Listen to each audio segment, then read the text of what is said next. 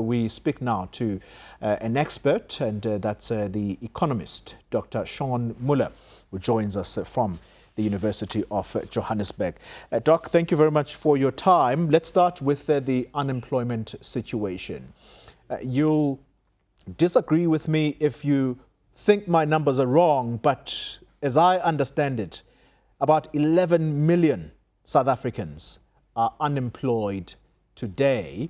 And we expect the latest update from the labor force survey that is going to be brought out by Statistics South Africa. The unemployment situation in the country, Doc, is it likely to improve or perhaps get worse?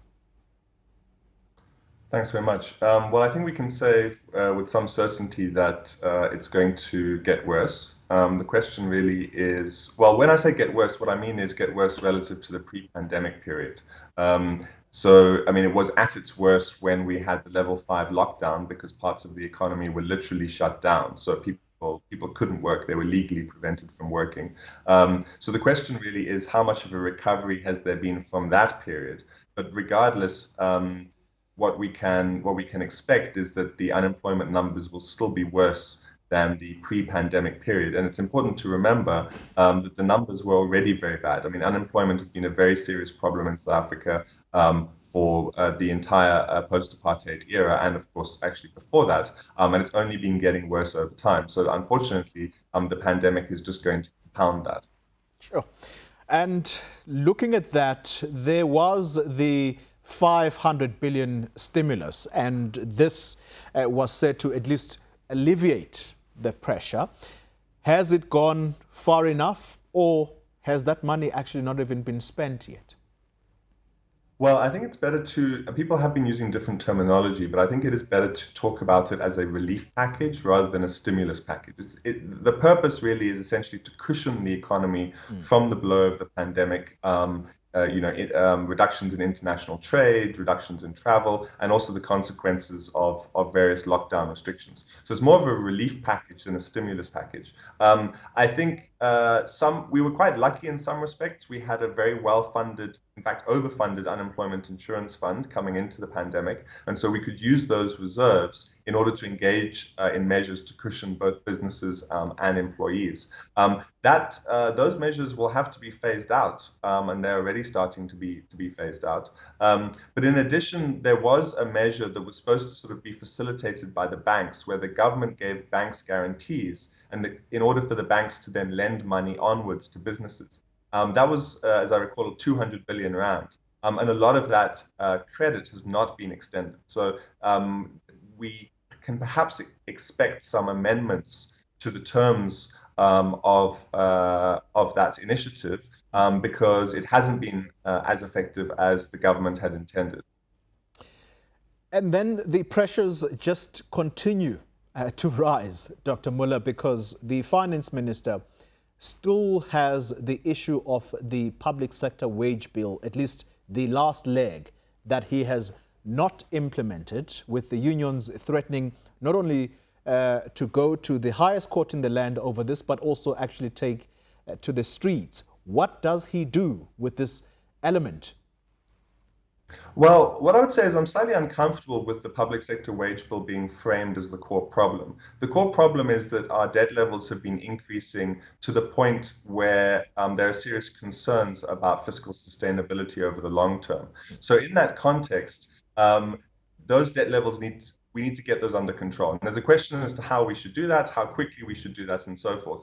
The public sector wage bill issue arises in the context of the government wanting to get control of the increase in national debt by reducing its expenditure or reducing its planned expenditure. So that's where the public sector wage bill comes in. And the government appears to intend to rely on reductions in the wage bill in order to get most of what was originally said to be 300 billion rand reduction in planned expenditure. So that's where this issue comes in. I have to say, I think it's entirely appropriate for the unions to go to the highest court in the land, and of course it's their legal right to do so, because there is a precedent being set here. The government did agree to this wage settlement, and now it wants to change it, and it's actually saying, as I understand some of the legal arguments, it's saying that actually it didn't comply with due process.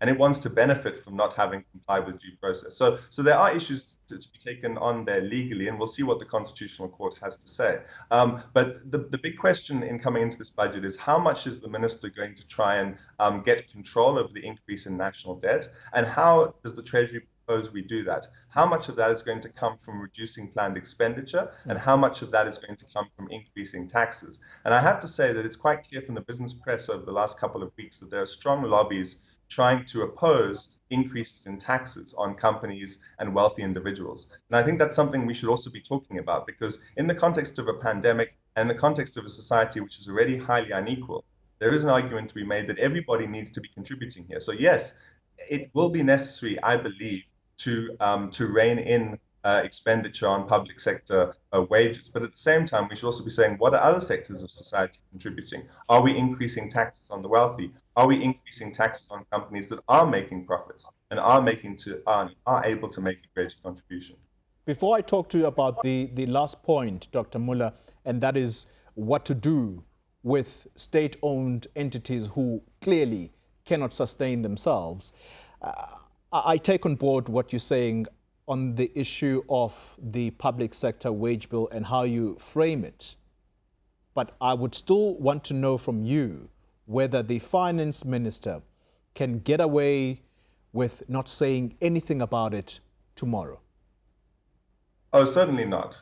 He's definitely going to have to deal with that tomorrow. And the question really is, how much detail will we get, and how authoritative will be the position that he takes be? So basically, the budget will make, again, even if the minister doesn't talk about it, you can be sure that in the budget numbers, there will be decisions taken about how much money is going to be allocated to public sector wages. So I do expect it will be covered in the minister's speech. And I think part of the issue is also the extent to which the minister has done his political job to negotiate with unions, to negotiate with labor prior to announcing the numbers. Because one of the problems we've seen again and again is that the Treasury or the minister come and announce numbers. They say, oh, we're going to cut the public sector wage bill by 200 billion. And the unions say, well, we haven't agreed to that. And that's when you end up in a situation of sort of national strikes. But I completely agree with you. There's no doubt the minister will have to talk about it tomorrow. And I expect that some significant decisions will be taken.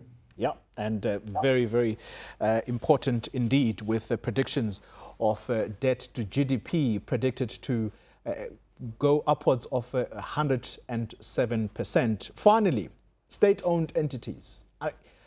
I suspect South Africans have gotten so tired of hearing about these guzzling state-owned entities who can't sustain themselves. Why are they there?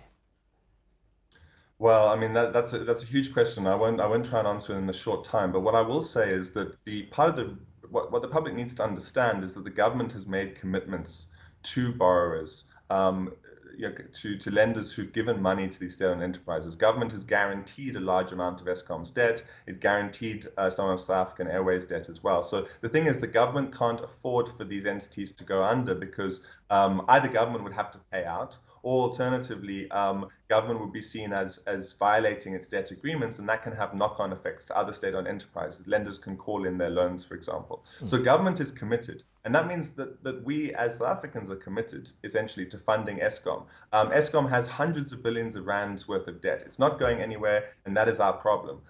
So the question is really, how is that going to be managed? There has been talk, for example, of using public sector union pensions to kind of bail out Eskom. There's been another suggestion that a large amount of Eskom debt should be taken onto the national government balance sheet, because the way that ratings agencies are treating that debt anyway is basically the same as government debt, because government has guaranteed it. But government has committed to, or its last commitment was to fund Eskom at an amount of 23 billion rand a year.